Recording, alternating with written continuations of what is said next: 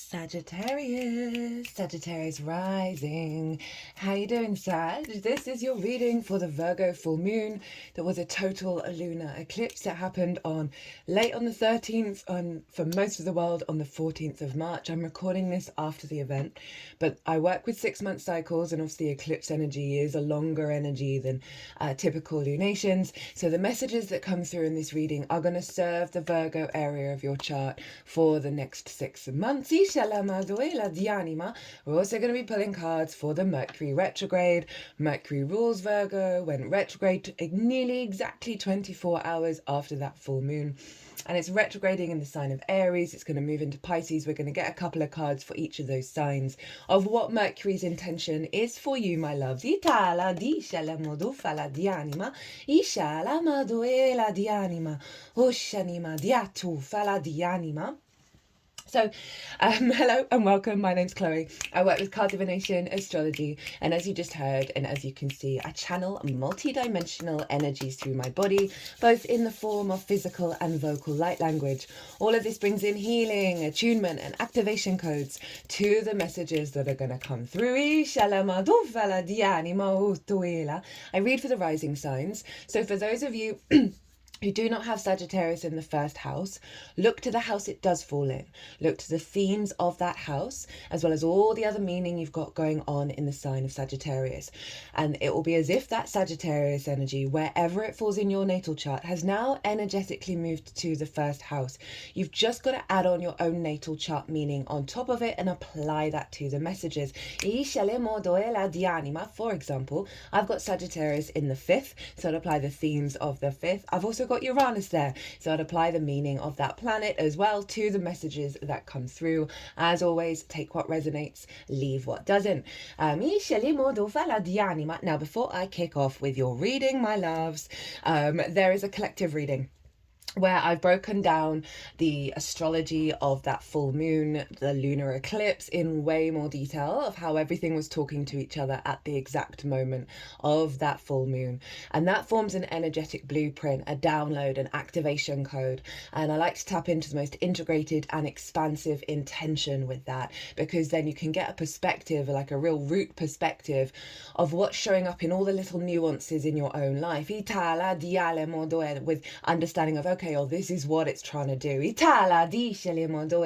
I got so many channeled messages come to me in the lead up to doing that video. Not surprising, I've got a Virgo sun, and I go through all of them in the collective reading. I pulled collective tarot, talked about the astrology, and all three of those things were completely in alignment. It was beautiful. I'm not going to be going into too much detail about the planets. I'm going to be focusing on the houses for you in this reading. So if you want a deeper understanding, pause this video, go watch the collective reading, and then come back. And if you've not seen the Pisces North Node, Virgo South Node transit series, which was one of my favorite series I've ever done, that and Jupiter and Gemini, I really recommend it, because we're working with this energy over the next year and a half, and the more that we understand what the bigger cycle intention is, the more that we can apply the methodology of working with that intention. And so much good stuff came through in that transit series. And obviously this moon was conjunct the South Node and the Sun was conjunct the North Node, so all of the themes of that bigger transit, as I said, in its own playlist, easy to find, will just give you an even deeper resonance to this big energy, right? So my lovely Sag risings, where is this happening for you? Well, it's in the sign of Virgo, which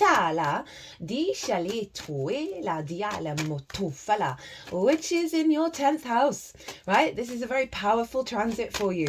Your 10th house is your life purpose, your career. Career doesn't have to be life purpose, it can just facilitate it. Visibility, reputation, how the big outside world sees you. It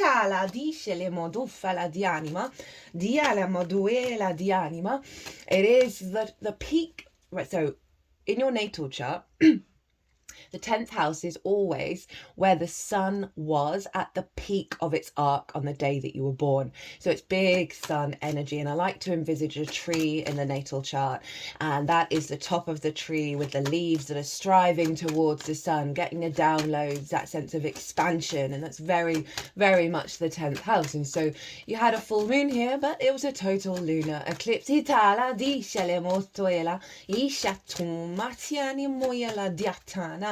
And obviously this eclipse cycle is going to be huge for you, Sag.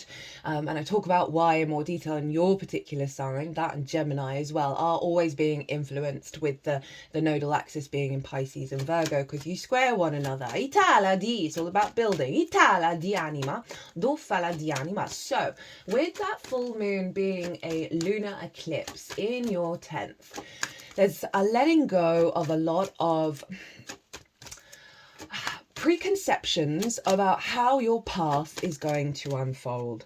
I talk about the struggles of the Virgo energy a lot in the collective reading because it's the South Node, and the South Node is about letting go of the clutter from the last 18 to 19 years and really condensing that energy. So you may just feel that old paradigms were coming up around that eclipse. Very sort of big energy showing up there in order to be released, in order to be let go of. We can have a lot of restriction around around being seen, being respected, knowing the path, right? And even if you know your path and you're being seen, there can still be layers, deeper layers that need to come out. I've found that in my own practice when I think, oh, I'm chill with that, I'm cool with that, I'm not entangled, and then something really core comes up. I'm like, whoa, that's come from the depths, because you clear down the layers, right? It's like an archaeological dig, right? And there's stuff deep in there, right? So this full moon was really helping let go of the control, the planning, the fear around the path, around being visible. And in the process was bringing in an activation of your capacity to facilitate your true path.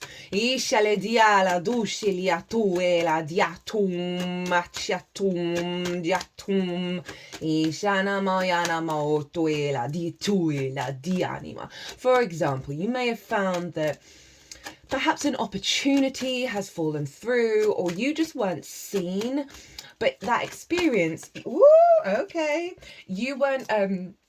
you weren't affected by it in the same way. You may have had a big nervous system shock. Uranus was making harmonious aspects to the sun and the moon, and Uranus is in Taurus, and Uranus is very fast, it's energetic energy. So when it's in Taurus, it's affecting our nervous system in our physical vessel, and also the digestive system with Virgo. So you may have just felt like big shocks happen in order to let go of something deep within you that's blocking you from confidently walking your own path and not worrying about how you're seen, whether it's perfect. So I'm gonna have to pause. A lot of cards just fell on the floor. 8 as I said that, which is very funny considering I just said about letting go of control, right? Of not being perfect. I'm not gonna, these don't feel like the cards that's supposed to go here, but they are, it's the 5 of Wands and the Strength card, right? Of letting go of that sort of, of the clutter, right? Of the chaos energy, and coming into an alignment with your instincts and your higher self that's going to allow you to navigate that in a way where you're not feeling, where it's not containing you in that energy. It's just something that's going on. So with that South Node, with that moon, it really is a realignment to your capacity to facilitate your life path at a higher level that is more free in its energy, and the capacity to bring in, i.e., right, not being visible because you've got this idea that you have to be perfect. And so that blocks what people truly think, because you're projecting so much onto that.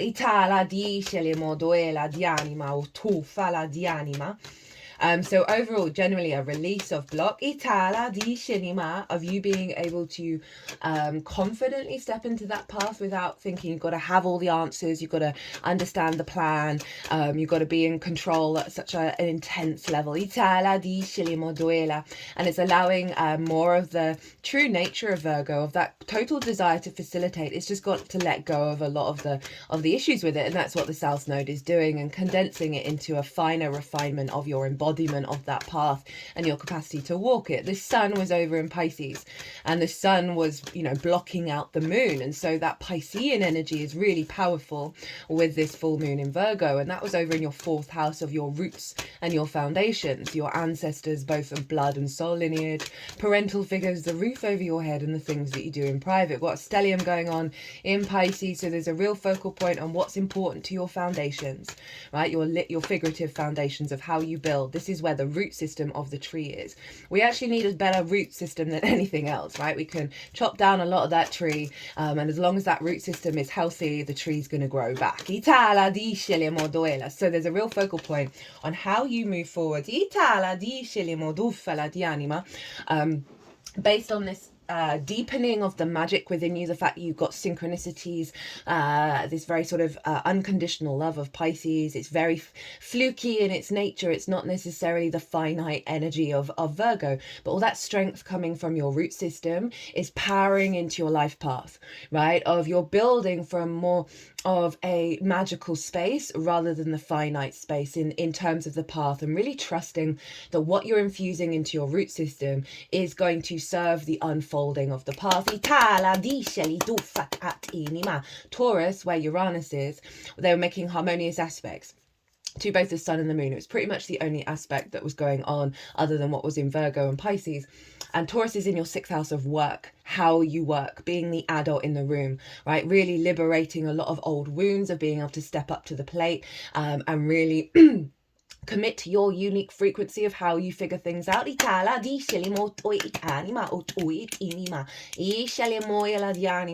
also collaboration, the 6th house, because it's linked into co-workers, and that's, you know, it doesn't just have to be about work. It's how you understand how you work and how you collaborate with others, and really helping clear out some stuck energy around being able to receive, being able to teamwork, right? Virgo feels like it needs to do all the things itself, right?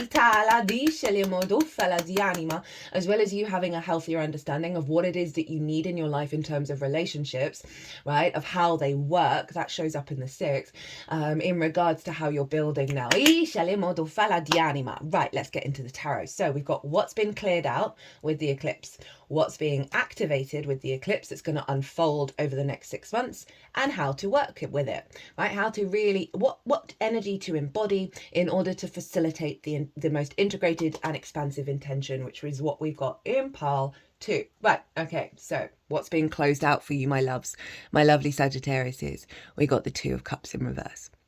This is lovely. I really like this in regards to bringing in that Pisces energy, because obviously it's Cups, because this card, as in what's being cleared out, is this block around being able to give and receive in a very healthy way, a block around the integration of self, the masculine, feminine, and spirit.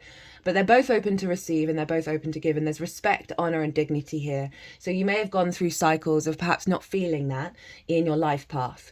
And so really allowing that Piscean energy to dissolve that frequency in your root system that is serving how you show up and how the 10th house shows up for you, right? Coming into a state of union. So I really like that in terms of what's being released is this block around reciprocity, visibility, respect.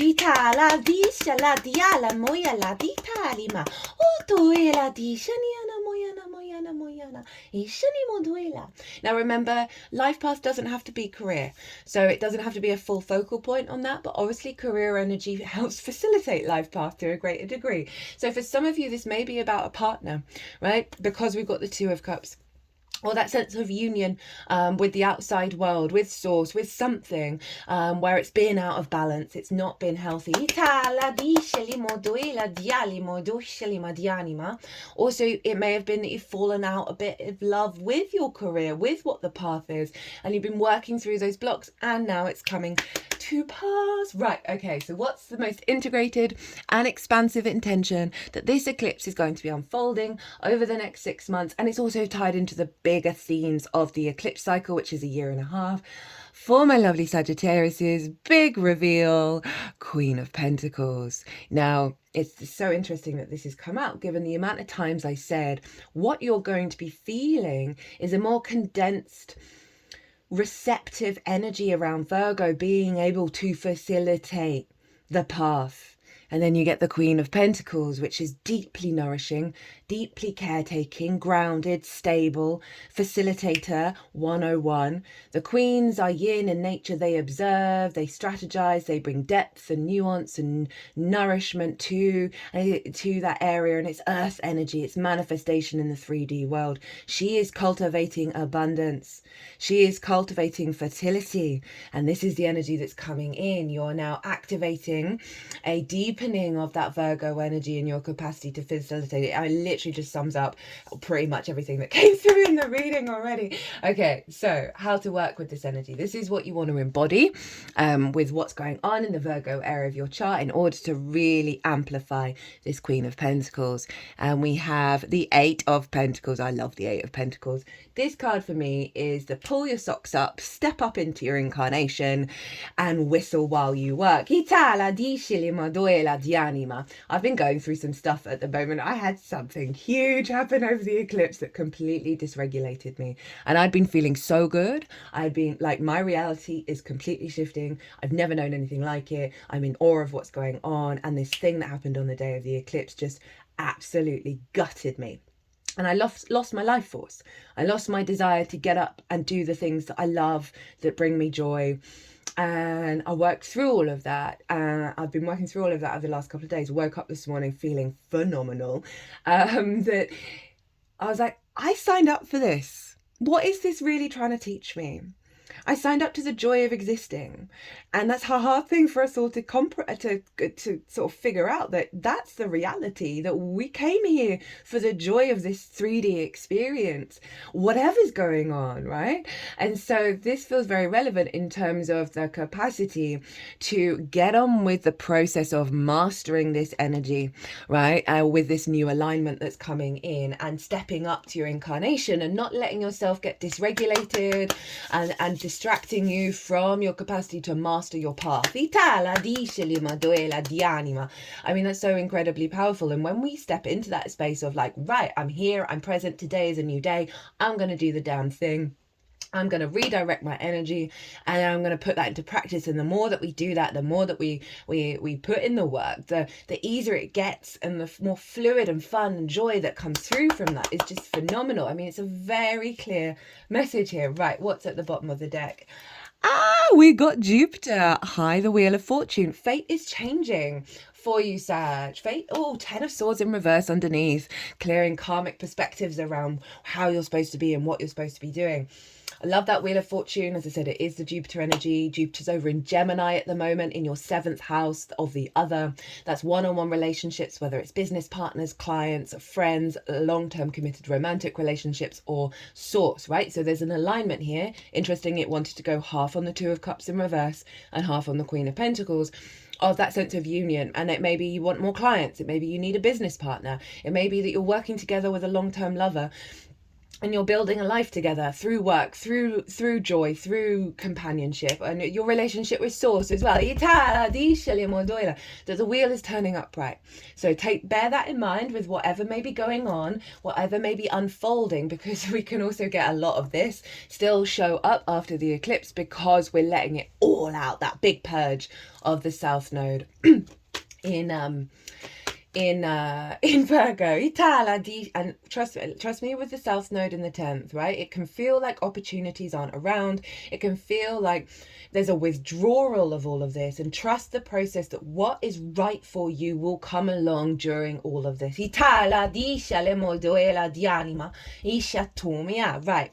Mercury retrograde. We're going to get 2 cards from this deck for the Aries side of it, 2 cards from this one for the Pisces energy, and we're also going to get 2 oracle cards at the end of the whole reading that's going to bring in some advice, some wisdom for you all.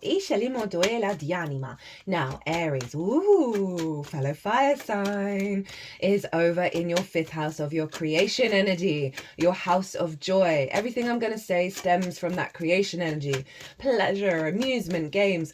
Oh, I don't know why my throat went funny at pleasure, right? Throat chakra clearing around how you perceive pleasure. We'll get to that with the Mercury energy. Pleasure, amusement, games, children, both literal children as well as figurative children, such as your inner child, wounded or not, as well as creative things that you birth into the world that feel like your children. Romance, dating, and love. Ooh, okay. Oh, I got to see that one. Sometimes I love it when I don't, and I love it when I do. And so Mercury's retrograding here. I'm not doing a whole Mercury retrograde series. It's coming through in this moon reading, because obviously Mercury rules the moon that we just had, but there is a Venus retrograde series, and they're both retrograding in Aries and Pisces. Mercury was conjunct Venus at the time of its retrograde, so that Venusian energy is very powerfully linked into the Mercury retrograde as well. So I'm not going to go into a lot of detail about retrogrades and what's going on, because go watch the Venus retrograde, because I talk about all of that there and the themes of the houses, and it's very interlinked. And you just swap out a lot of the Venusian energy, but not entirely because they were conjunct, and bring in the Mercurial energy of Mercury. For me, is the exchange of information, and everything is information. So it's how we perceive our reality, distortions or truth. What information we're picking up on, how we process it, how we communicate it. For me, inherently, Mercury is flow. And when there isn't flow, Mercury gets a bit dysregulated. Remember, everything is talking to each other at all times. So Mercury retrograding in the 5th. This is a how you perceive your creation energy, how you perceive your joy, your pleasure, the information that you connect from it. We get a lot of trauma in the 5th because of that inner child. We can get a lot of addiction in the 5th because of the wounds in our early years. The love languages that we learn from our parental figures, and obviously that's relevant because Mercury's going to go into Pisces, which is where the parental figures are, of clearing out a lot of blockages, a lot of distortions of how we perceive all of that. Healthy communication if you are in a relationship. If this is a really good time to really work on true, honest communication when it comes to all of these themes. Having creative brainstormings, getting a lot of downloads around your creativity, your pleasure. This could be a great project to start, a more creative project, and everything is creative when it comes from your individual creative life force. It can be really great, but it can be miscommunications, it can be delays and all of that kind of thing. So if you are in sort of like a little romantic not a little, I didn't mean that, a little romantic relationship, just got the 6 of Pentacles and the Knight of Wands, and so this feels like a rebalancing to movement and instinct around fire, right? And so bringing things out of scarcity. So what was I saying? Yeah, oh no, brain freeze. Oh yeah, a creative project.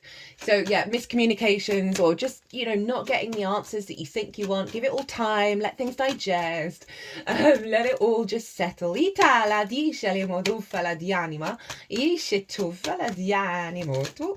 Oh, okay. Just saw what that one was.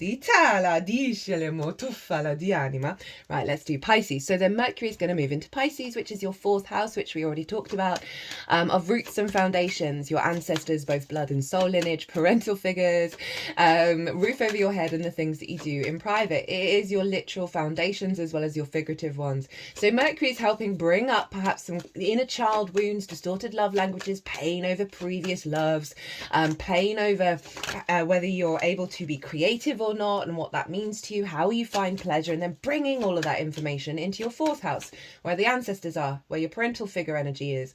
Again, we can get a lot of trauma here, as well as a lot of wisdom. And so Mercury's really helping reorientate your truth of your pleasure back to you, and realigning that foundational energy and how you perceive it and how you engage with it, back to from the I am, right, of Aries, and bringing it into that Pisces energy, and allowing yourself to connect to more of your magical foundational energy, the unconditional love, the heightened creativity and intuition, again realigning away from distortions that you may have picked up on over the years, and then bringing that sort of wisdom back into your Aries energy, back into your creative energy. Again, if you're doing a creative project, this is a great time to do the stuff at home.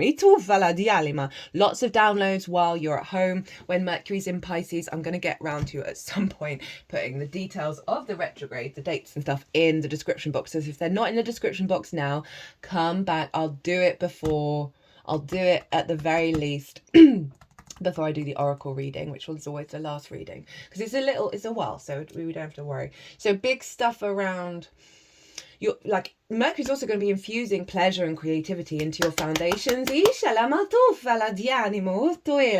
I said, it's a retrograde, so it can take its time. It can be frustrations. You just got to realize that's what's going on. Right, okay, so what is the most integrated and expansive intention that Mercury's up to in the sign of Aries? Boop, boop, boop, boop. 3 of Pentacles. Love it. So this card is about mastery of self. This figure on the left, they're in the higher position, right? And they went and did their own thing. Very Aries in its nature. They didn't listen to what society was telling them to do in terms of a career, right? Because it's work energy. They followed their creativity, their passion, their drive. They wanted to carve things out of marble. And because they honored that creative life force within them, they got to a state of mastery, right? This is heading towards mastery. This is mastery. And because of that sovereign energy, that autonomous energy that they hold, they then drew towards them others who have different skills, different talents, to then work together and collaborate to build something beautiful and long lasting. Now, this can be other people in your life where because you're activating the mastery of your creation energy, you're then drawing towards you, whether it's lovers or creative people or your friends, that you're then working together to really build on something. This can also be other aspects of self, right? Other talents within you. Because you're honoring your own creativity, they're able to awaken. But overall, this is really that Aries independent I am, of bringing your creative life force into the 3D realm. You just got to really honor your own experience, right, with that Aries energy, and do maybe some meditation to sort of ask your creation energy, what's mine and what's not, right? And help do some clearing energy with that. Right, how to work with this energy. And I remember seeing this card. Oh, hi, Aries. So you got the Emperor, and it's doubling down on kind of what I was saying.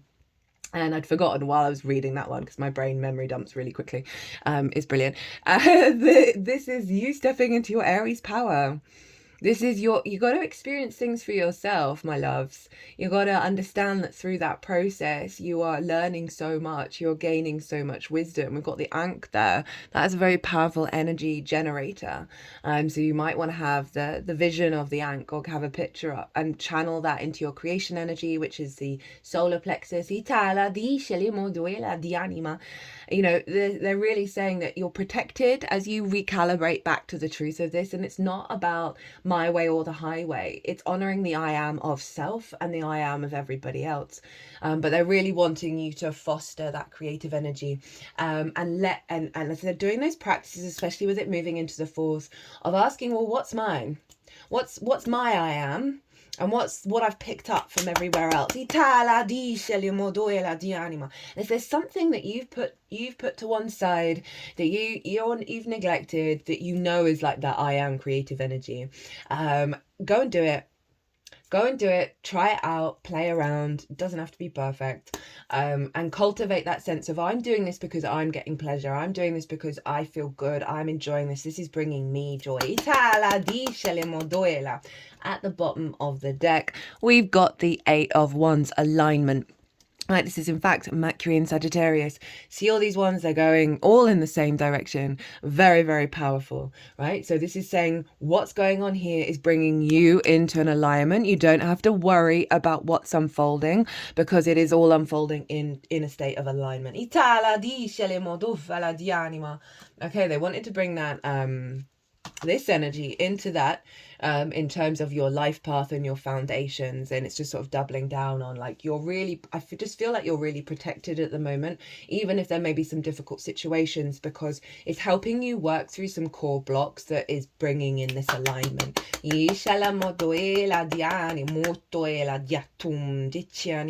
Get out of your head, do some things, right? Physical, that are instinctive in terms of practices of cultivating your joy. Right, let's look what's going on with the Pisces energy. So I lean more into the imagery of this deck. I've been using it. It's a new deck for me. I'm in amore with it. And I've been using it for the Pisces energy at the moment. So this is the most integrated and expansive intention of what Mercury's up to in the sign of Pisces in its retrograde. We have the Hanged Man. Oh, I love this. Elevated perspective of what your root system is capable of. Elevated perspective around the wounds, the pain, the frustration. Stepping into enlightenment, right? Getting the downloads that you need in order to expand and elevate your root system and build from a very sort of I keep wanting to say mystical, magical, enlightened energy with that Hanged Man, of really being open to receive the illumination, because this figure is, their hands are on their heart space. It's almost like your inner child is raising up its frequency. It's receiving the downloads from this beautiful energy here. It's really open to the expanse that's going on here. So trust that Mercury is helping raise your perspective, helping you find a more meaning in your root system and just a deeper wisdom and elevation. But there is a pause energy to the Hanged Man, because it does take its time for, it's linked into Odin, who was upside down on the world tree for 7 days and 7 nights, and it put itself in a place of sacrifice, not being able to move for that amount of time, and received the wisdom of the runes, which is a form of divination.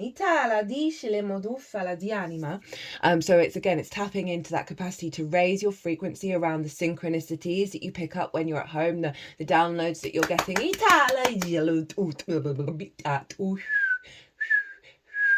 Feels very soothing, very calming. Oh yeah, some strange energy going on here. It's around my throat and the head. I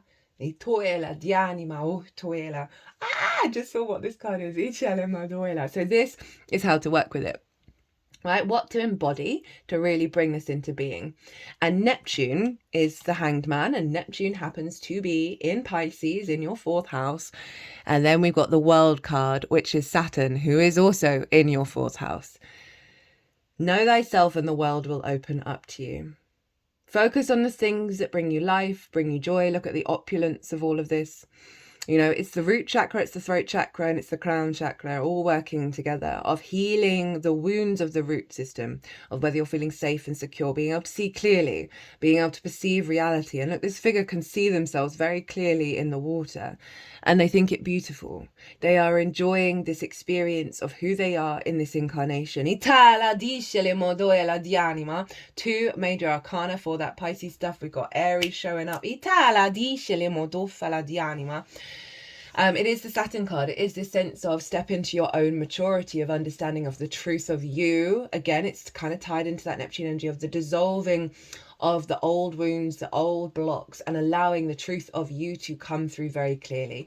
So this might be about having salt baths, or looking at something in the reflection, maybe doing a meditation. It depends if you're comfortable looking in a mirror, going, who am I? reveal who I am. Help me clear the clutter in the foundational space so you can then build for the long term. So this might be referencing that there may be some difficulties that show up. It's not going to be for everybody, that might dysregulate you, but they're letting you know, oh, this isn't to do with me. And you may have thought that that's a part of you in your foundational energy that was so core to who you are. But I'm getting this real shift of perspective here. At the bottom of the deck. Oh, love it. Who did this come up for? Aries, I think. This is the King of Cups. Right, this is beautiful. Right, so this is the inner child with the mature wisdom of who you are now.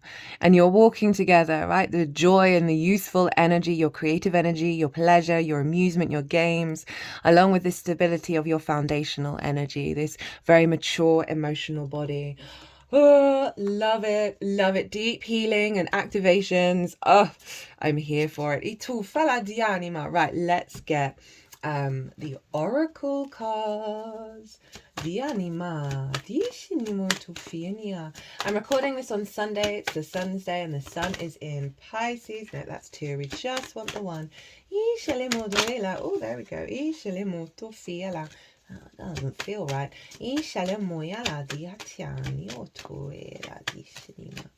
Ooh, okay. God, quite a few of those cards were coming out. They've come out in other readings. That's wild. Oh, and that one definitely has. Nope, that's three. We're not doing three. Vishalemoyana. Ishania. Ishana. Yeah, Tanimona. There we go. Dushanima. Dishanima. Oh, Toela. Dishanima. Dianama. Dishanima. Okay, I felt like this is the past. Might still be going on, and this is the real thing. Right. Okay. So, tsunami, wake up call. Where is T? There we go. One of the scariest and more destructive of the natural phenomena is a tsunami occurs when a large volume of water is suddenly and rapidly displaced. It's triggered by an undersea disturbance, typically an earthquake or volcanic eruption, that causes a series of powerful waves to travel across the ocean at speeds of up to 500 miles per hour. Yet on the open ocean, the height of these waves seems so small that they generally pass unnoticed. As these waves, collectively called a tsunami, get closer, oh, God, my nose is itching at this, to the shoreline, that rarely happens, their height increases enormously, even as their speed slows to 50 miles per hour. The distance between the waves or the troughs can be considerable, taking 20 to 30 minutes from wave to wave. If the trough hits the land first, the water receding rapidly and dramatically, followed within minutes by an enormous wave that initially comes as a surge. This reading is a clear sign of an impending tsunami. We can't outrun the waves that follows, but we can avoid being swept up in the destruction by moving to higher ground. You are getting a wake-up call. It may be in the form of a significant loss or other dramatic event in your life. I mean, not surprising with the eclipse.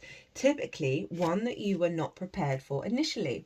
You may feel stunned at first, surprised by the unexpected events that are occurring, yet you also know that it's time to draw back the curtain of avoidance and denial and confront the truth that exists in the subtext of this event.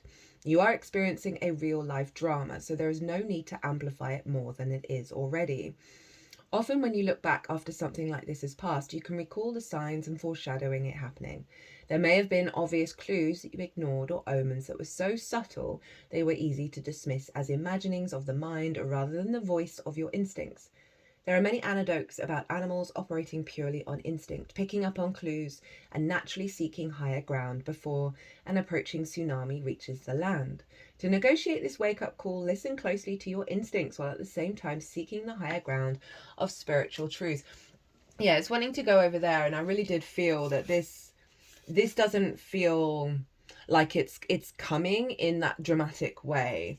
And if there's remnants of that tsunami that's already hit, that because of all these cards, and like you're in the higher ground in so many of them, that I've said you felt really protected in this experience. It's like you and with that Neptune energy, you're going to be very quickly gleaning the higher perspective to whatever this has been and the remnants thereof.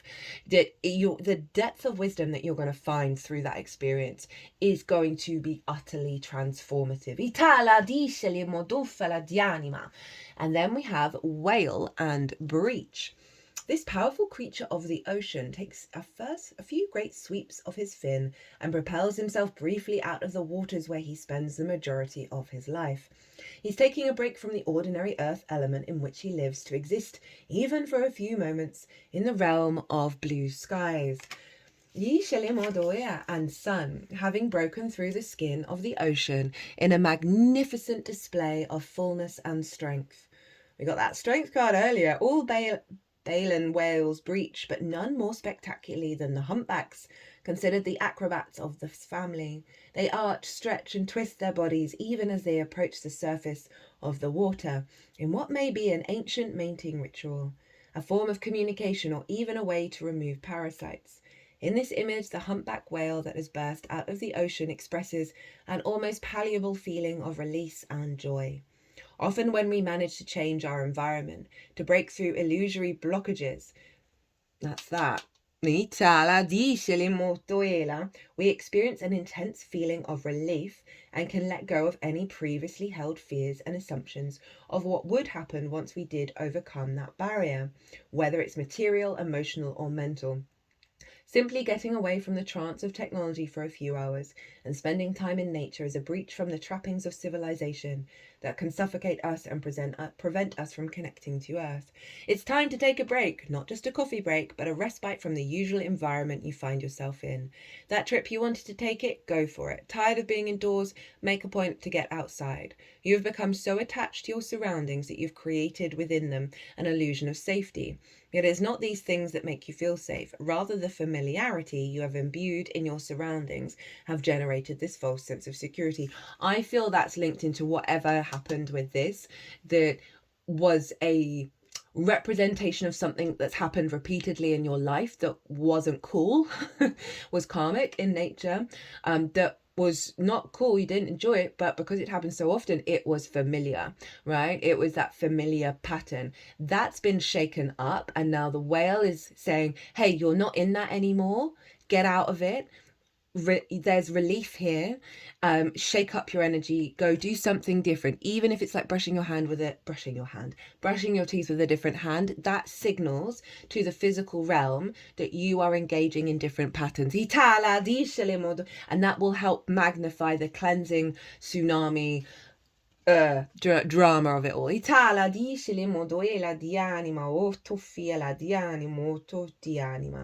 Taking time away from the familiar is literally about changing your external environment in a significant way, such as doing something unusual or perhaps something you have always wanted to experience. And that goes with the hangman as well, in terms of changing perspective. Another perspective is breaking through the barrier of beliefs that have constricted you in any way from being who you truly are. This is your opportunity to do some intentional breaching of those thought patterns, which will open you to different worlds and perspectives. Itala dicele molto fiela, itatini mauto e la dianima, tu fala dice ni maela, ena dianama, itini matofana, itana maona, ina la la. That was cute. Itala dice ni moyana. So I'm just finding that these are not in any, well, they're in significant order, but not in alphabetical or, yeah, anyway. So this is from Kim Krantz's The Wild Unknown Animal Spirit deck, and we've got the Dragonfly, Master of Light, Illusion, and the Mind. The dragonfly is an ancient and ethereal creature that awakens a sense of wonder in all. The dragonfly is a symbol of the mind, as it's always moving, shifting, shimmering, and changing. When the dragonfly card appears, it's worth considering the quality of your mind and perception. Are they restless or still, dreamlike or crystal clear? The situation at hand may be different than it appears at first glance. I mean, this is so Mercury retrograde. The dragonfly reminds us to calm the mind so the light of wisdom can shine through. When in balance, sees clearly, joyful, magical. That's the fifth, and the fourth with when out of balance, can't concentrate, busy mind. To bring into balance, focus on the breath. Well, that was a lovely little summary of the Mercury retrograde in your fifth house of joy and the magical landscape of Pisces. Right.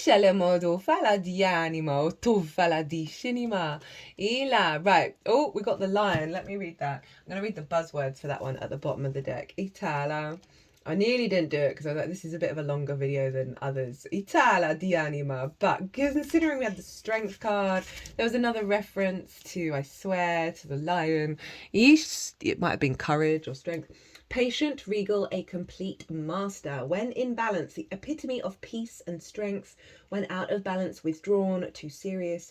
To bring into balance, daily meditation and friendship, right? Breathwork, meditation, find some fun in your life, Sag. I'm going to leave it there. I hope this resonated. If it did, hit that like button, leave me a comment. I love to hear from you. It's always an honor and a privilege to read for you, my loves. If you want to deep dive further, whether it be about the eclipses, because they're squaring your energy, this is a big deal, or the Mercury retrograde, or anything else, my website is everywhere. If you want to pay by PayPal, email me directly and we'll figure something out. But other than that, my loves, be good to yourselves, be good to those around you, safe travels, and be well until we meet again. It said, when I said safe travels, it was 4433. Itala dice le modo fa la diatom, dianimo to, e la dianima to, e la dianima.